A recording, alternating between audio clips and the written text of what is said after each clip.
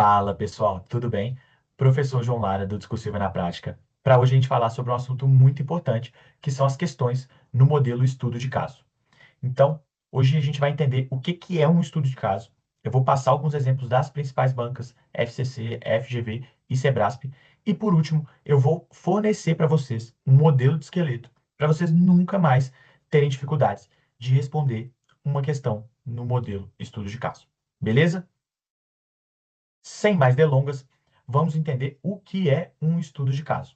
Bom, um estudo de caso nada mais é do que uma aplicação de algum conceito em um caso concreto, ou seja, em uma situação hipotética fornecida pela banca. Então, basicamente, a banca vai te dar uma historinha, vai contar uma história e vai pedir para você analisar essa história com base nos conceitos que estão por detrás da história dada.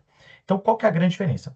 Numa questão tradicional, a questão ela é mais direta. Então, ela vai pedir diretamente para você discorrer, para você dissertar sobre determinado conceito. Agora, o estudo de caso, a banca vai te fornecer uma historinha e, com base nessa historinha, você vai ter que aplicar os conceitos jurídicos e técnicos nessa historinha. Além disso, o estudo de caso tem como característica marcante uma necessidade de solução.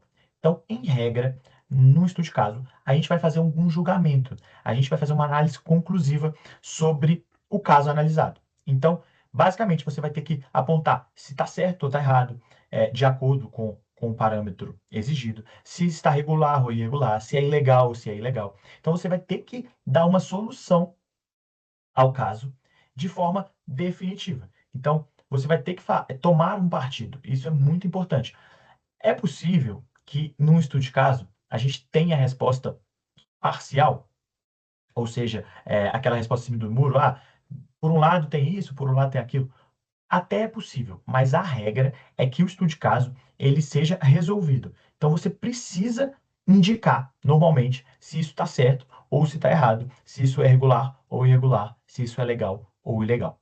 Beleza? Isso é muito importante a gente entender, porque muitas vezes na hora de avaliação da banca, mesmo quando a gente não sabe a justificativa, né, o motivo, a banca separa a avaliação em resposta, se isso é certo, se isso é, e se isso é errado, e em justificativa. Então, pelo menos, se a gente toma uma posição, e a gente, nesse caso, provavelmente vai ter 50% de chance, porque ou vai estar certo ou vai estar errado, a gente pelo menos tenta garantir uma parte dos pontos, ainda que não saiba a motivação, né, a justificativa daquela resposta. Tá certo? Então, vamos ver alguns exemplos de estudo de caso. Aqui a gente tem uma prova da Banca Sebrasp, prova da Defensoria Pública do Estado do Espírito Santo, e eu peguei algumas questões da matéria de Direito Administrativo, porque é uma matéria que é mais cobrada, então, tanto em OAB, em concurso, quem está fazendo faculdade de Direito, essa aula pode servir para qualquer pessoa. Claro que o estudo de caso ele também não é só restrito a matérias jurídicas. Então, a gente vê matérias como auditoria, administração, entre outras matérias que podem ser cobradas no estudo de caso, mas, em regra, são aplicações mais jurídicas e legais, jurisprudenciais. Então, por isso, eu selecionei aqui a matéria de direito administrativo, mas não quer dizer que você tenha que ver essa aula olhando para o conteúdo. Eu quero que vocês entendam a forma, né, como se constrói um estudo de caso e depois a gente entenda como que se constrói a resposta, né, a resolução de um estudo de caso. Beleza? Então, aqui era uma questão de direito administrativo sobre concurso público para o cargo de policial militar. E aí a banca traz uma historinha sobre a primeira fase, que tinha teste físico, e aí a candidata estava grávida e por isso pediu a o adiamento do seu teste. Aí ele passa aqui, né, como que funciona, como que foi a resposta da comissão no caso, tal lá, e a partir disso, ó, tendo como referência a situação hipotética, redige um texto respondendo os seguintes questionamentos. Então, ó, segundo o entendimento jurisprudencial do STF, foi correta a decisão administrativa que indeferiu o pleito da candidata? É, aqui né, não estava correta a decisão, tá, pessoal? Só que não me interessa. Eu quero que vocês entendam, olha como que foi feita a pergunta. Com base na jurisprudência, ou seja, a banca até indicou qual que é a fonte que ela quer que você traga. Tá correta a decisão? Então é aquilo. A gente tem que tomar um partido aqui. Aqui a gente não tem para onde correr. Ou a gente vai falar que está correta, ou vai falar que está incorreta. beleza? Na questão número 2, a mesma coisa. Olha, o fundamento da decisão administrativa é pertinente? Mais uma vez, a gente vai ter que responder se é pertinente ou se é impertinente. Então, perceba que a resolução do estudo de caso, ela segue uma lógica binária, uma lógica booleana. Ou seja, é sim ou não. Não tem muito espaço para você argumentar dos dois lados, tá? Apesar de, em alguns casos, ser interessante colocar alguma exceção, alguma ressalva ali na sua resposta, mas o mais importante é se ater só ao que está escrito no enunciado e, a partir disso, tirar suas conclusões. Então, aqui na 3 e na 4 também segue da mesma forma. Vou dar mais um zoom aqui. Na 3, a pretensão da candidata encontra amparo na Constituição Federal. Você teria que falar se encontra ou não encontra. E na 4, se o atendimento dos pleitos afronta os princípios administrativos, sim ou não, mais uma vez, de forma bem binária a conclusão. Beleza? Agora, temos um exemplo da FCC. Nesse caso, a FCC, vamos lá, até voltando para o Sebrasp, o Sebrasp, ele, nem regra, ele cobra questões mais conceituais, tá? Então, aquele exemplo ali era uma questão de defensoria, então, alguns cargos, delegado, defensoria, magistratura, Ministério Público, os cargos de carreiras jurídicas, em regra, o Sebrasp até traz mais questões de estudo de caso. Mas, normalmente, o Sebrasp é uma banca que tende a preferir questões conceituais de forma mais genérica, tá? Então, quando que o Sebrasp cobra o estudo de caso? Quando ele vai cobrar um parecer, uma peça de natureza técnica, aí, basicamente, ele vai analisar um estudo de caso, vai ser um estudo de caso maior, né? Um pouco mais complexo. Agora, fora isso, nas questões tradicionais, em regra, o Sebrasp cobra questões conceituais, beleza? Agora, a FCC já é uma banca que gosta muito do estudo de caso. Inclusive, ela normalmente prevê de forma expressa no edital. Então, aqui a gente consegue ver, olha, prova de estudo de caso. Isso é uma questão do TRF ou do TRT, se não me engano, que no edital já estava previsto de maneira expressa que seria cobrada uma questão no modelo de estudo de caso.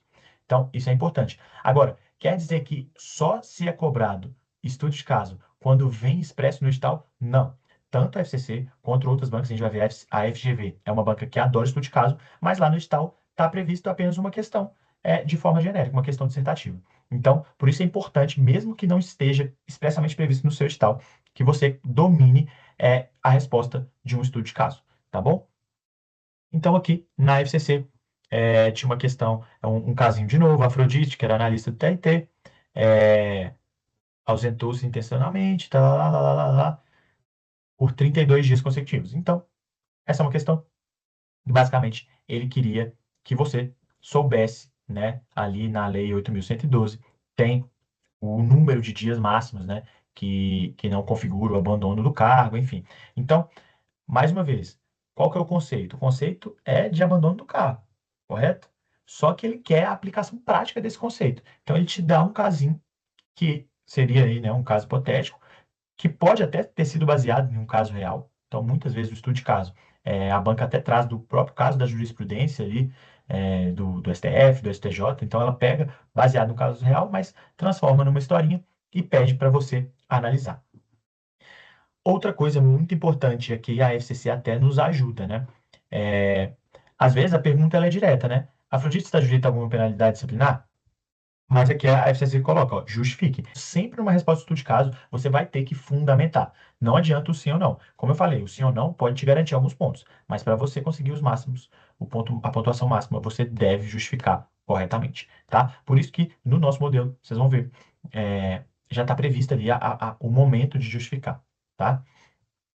Aqui, então, de novo, se está sujeito a alguma penalidade. Olha como é que aqui o estudo de caso aqui é um pouco diferente. Não é muito aquela lógica binária, se diz sim ou não. Mas com base na situação, qual sanção é cabível no caso. Então, isso acontece muito também.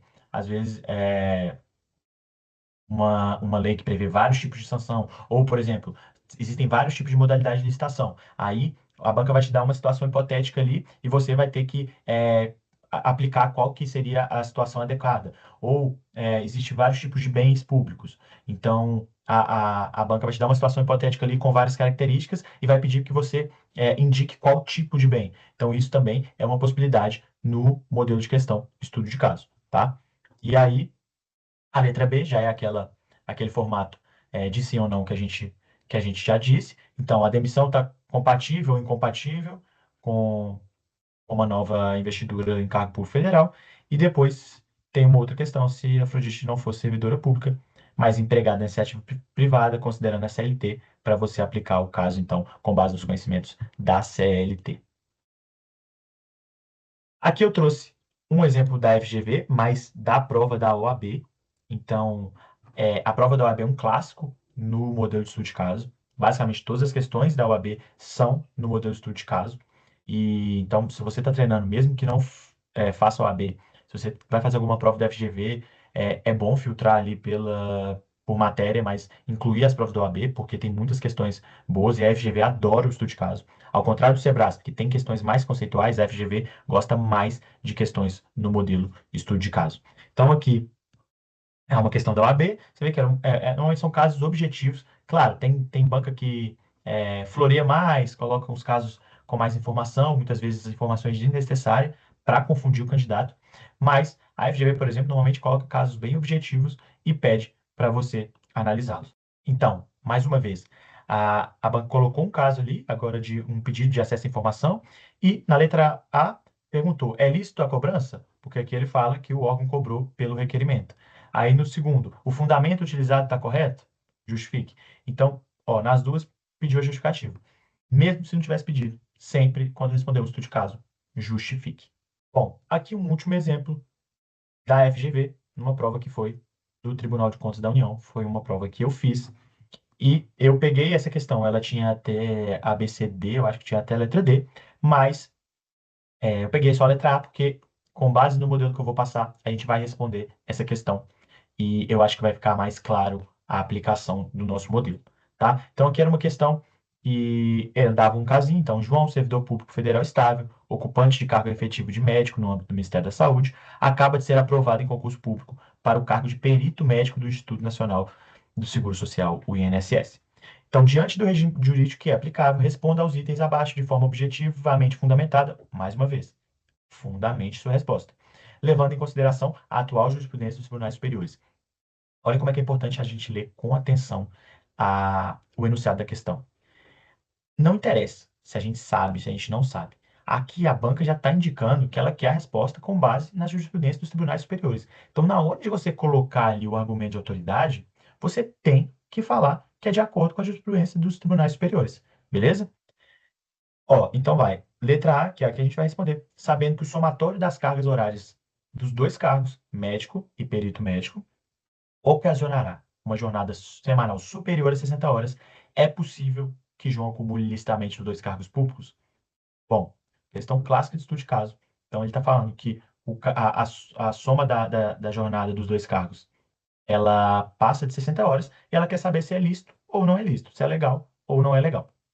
Então, antes de responder, a gente vai entender como funciona o esqueleto de resposta para questões de estudo de caso. Então, o nosso esqueleto é chamado de esqueleto silogismo, porque é baseado no raciocínio do silogismo. O que que é silogismo? Silogismo nada mais é do que uma forma de raciocínio dedutivo, em que, pelo menos com duas premissas, você chega a uma conclusão válida. Então, qual que é a estrutura do silogismo? Você tem uma premissa maior, né, uma regra geral, uma ou mais. Então, mas vamos considerar uma premissa maior. Depois, você tem uma sentença menor, que ela é aplicável a essa premissa maior, e com isso você chega numa conclusão. Então, aqui a gente tem um exemplo clássico que vai dar para entender melhor quem nunca ouviu falar no silogismo. Premissa maior: todos os homens são mortais. Tá? Então, é uma regra geral: todo homem é mortal. Sócrates é homem. Então, aqui a gente tem uma sentença específica. A gente está falando especificamente de Sócrates. Sócrates é homem. Então, se ele é homem, logo Sócrates também é mortal. Porque a premissa maior é: todos os homens são mortais. Tá? Esse é o clássico. E como que a gente vai aplicar isso numa questão? Numa questão de estudo de caso, a gente vai considerar a premissa maior a regra geral que a gente está falando, ou as regras gerais. Então, vai ser a legislação, vai ser um conceito jurídico, né, normativo, vai ser uma doutrina, vai ser uma jurisprudência. Então, essa é a regra geral que ela é aplicada para todo mundo. Aí depois a gente vai a uma sentença específica. E qual que é a sentença específica? É o nosso caso concreto, é a situação analisada. Então, na premissa menor, a gente basicamente vai reescrever o que a questão está nos fornecendo. Então, é o caso apresentado. E com isso, a gente vai fazer a conciliação, né, da regra geral com o caso analisado para chegar à nossa conclusão. Então, eu vou passar aqui para o modelo de esqueleto, já respondendo aquela questão. Vamos voltar nela aqui, ó, que a gente vai entender. João, servidor público federal, ocupante cargo efetivo de médico, acaba de ser aprovado no cargo de perito médico do INSS. Então, ele já era médico do Ministério da Saúde e passou para um cargo de perito médico do INSS. Só que no somatório, ó, o que ele fala? No somatório das cargas horárias dos dois cargos, a jornada semanal é superior a 60 horas. Basicamente, ele quer saber, né, se é lícito essa acumulação de cargos superior a 60 horas. Então, o que é muito importante na hora da gente responder? Primeiro, a regra geral ela vai ser baseada em quê? Com certeza, no mínimo, na jurisprudência do Tribunal Superior, porque a questão já está nos indicando que ela quer que seja fundamentada nela. Qual que é a nossa estratégia? Nossa estratégia é sempre trazer mais coisa, porque a gente não sabe o que vai vir no espelho. Então, normalmente, o que que eu indico, o que que eu falo para os meus alunos fazerem é parte do mais geral possível, ou seja, Constituição. Tem alguma coisa desse assunto na Constituição? Beleza. Aí depois você vai descendo. Então, tem alguma coisa na Constituição? Sim. Tem alguma coisa na lei? Aí escreve. Tem alguma coisa na jurisprudência? Escreve. Tem alguma coisa na doutrina? Escreve. Então, a gente vai sempre do maior para o menor, mas já sabendo que, no mínimo aqui, a nossa premissa maior tem que falar, uma das nossas premissas maiores tem que falar da jurisprudência dos tribunais superiores. Então, vamos lá na resposta. Como que vai funcionar, né, a estrutura da nossa resposta? Aqui eu coloquei nas letras para vocês identificarem melhor. Então, referência ao quesito respondido. Sempre façam referência ao que estão respondendo. Tá? É claro que existem algumas questões lá que, por exemplo, a banca já te dá a letra A, a letra B, você não precisa exatamente indicar o que está respondendo. Se for esse caso, tudo bem, não tem problema. Agora, se por acaso você for responder num texto corrido, sempre faça referência. Então, vai começar o primeiro parágrafo, vai responder a questão A, responda.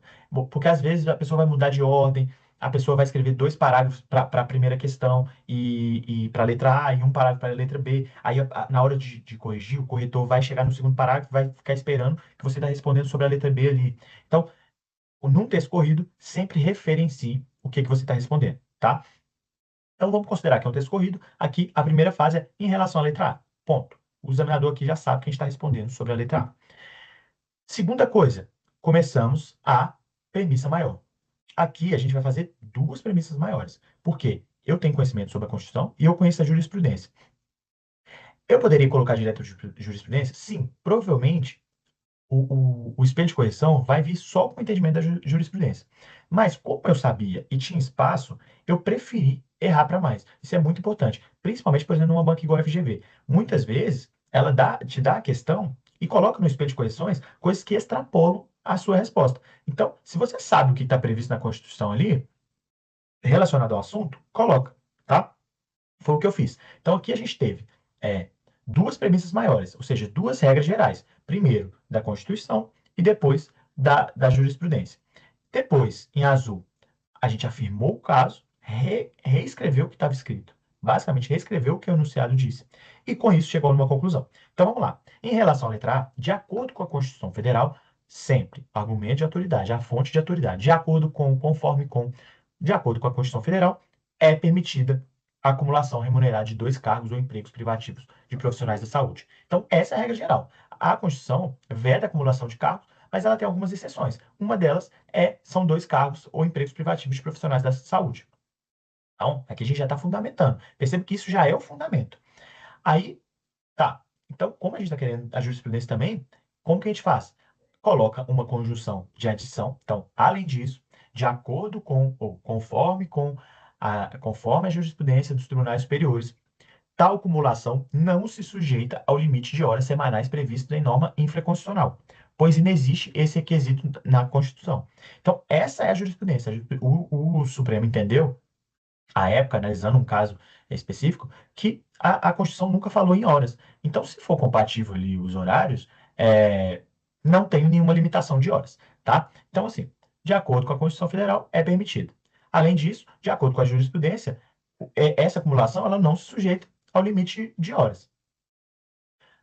Hora da premissa menor. Por sua vez, no caso, hora analisado, João ocupa 2 cargos privativos de profissionais de saúde, médico e perito médico, com jornada superior a 60 horas semanais. Tá, então aqui, eu disse que é, João ocupa 2 cargos privativos de profissionais de saúde, com jornada superior a 60 horas. E as minhas premissas maiores, as minhas regras gerais falam que, de acordo com a Constituição Federal, é permitida a acumulação remunerada de 2 cargos privativos de profissionais de saúde, e, além disso, a jurisprudência dos tribunais superiores não limitam o número de horas dessa acumulação. Portanto, é possível que João acumule licitamente os 2 cargos públicos.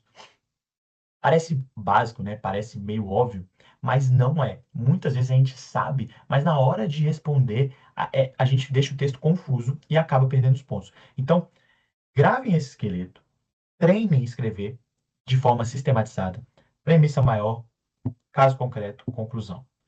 Se preciso, referencie o quesito primeiro. Então, vai, referenciado ao quesito, regra geral, seja uma, duas ou três. Caso concreto, o que é o caso concreto? Repetir o que consta na questão. E depois você vai fazer a conciliação, né? O cotejamento entre o caso concreto e a regra geral. A partir do momento que você faz o cotejamento, você vai chegar numa conclusão lógica, porque a conclusão vai ser com base é, na premissa menor e na premissa maior. Por hoje é isso. Espero que vocês tenham gostado dessa dica e nos vemos nos próximos vídeos de Discursiva na Prática.